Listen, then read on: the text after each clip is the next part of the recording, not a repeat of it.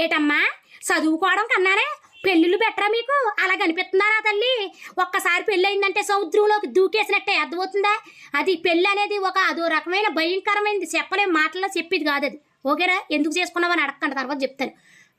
మేము అమాసుకోపున్నానుకో మా మొగుళ్ళు వాటేసుకుని బండ్ల మీద తిరగడం చూసి ఏంటి మీరు అలా టెంప్ట్ అవుతున్నట్టున్నారు. మీరు అలా టెంప్ట్ అవ్వకండి నా తల్లి. ఏంటి కాలేజీకి వెళ్ళాలంటే లేటుగా లేసినా పర్వాలేదు, అమ్మంది లంచ్ బాక్స్ ఉండేస్తుంది, నానున్నాడు ఏదైనా కావాలంటే తెచ్చి పెట్టేస్తాడు. 2 రోజులు కాలేజీకి వెళ్ళి ఓ రోజు సెలవు పెట్టినా ఎవడో అడిగేటోడు ఉండడు. ఫ్రెండ్స్తో ఫోన్లు మాట్లాడుకోవచ్చు, చాటింగ్లు చేసుకోవచ్చు, పార్కులకి వెళ్ళొచ్చు, సినిమాలకి వెళ్ళొచ్చు, లైఫ్ని ఎలా కావాలో అలా ఎంజాయ్ చేయొచ్చు. డేట్ వచ్చినా 3 రోజులు అమ్మంది రెస్ట్ ఇస్తుంది మీకు, ఏ పని చెప్పదు మీకు. మా బతుకురాలా కాదే నా తల్లి. ఒక్క రోజు లేటుగా లేసేమంటే కిచెన్ నుంచి బొచ్చును రా వచ్చి తోమని అడిగితే బాత్రూమ్ అడుగుద్ది, పిలుగుతుంది, వాకిలు అడుగుతుంది, ముగ్గేయమని చెప్పేసి ఇడ్లీ చేయాలి, చట్నీ చేయాలి. తీరా చేసిన చట్నీ మొగుడుకు నచ్చుతుందో లేదో అని భయం. పొద్దున కూర ఉండాలి, సాయంత్రం కూర ఉండాలి, తీరా వండాకనేమో బాక్సుల్లోకి సరిపోద్దో లేదో ఇదో టెన్షన్. ఏమనుకుంటారు అసలు అని పెళ్ళిళ్ళు అంటే మామూలు విషయం అనుకుంటారా? సంసారం బాధ్యత అంతా మన నెత్తి మీదే పడద్దు ఏటో అనుకుంటున్నారు. ఇవన్నీ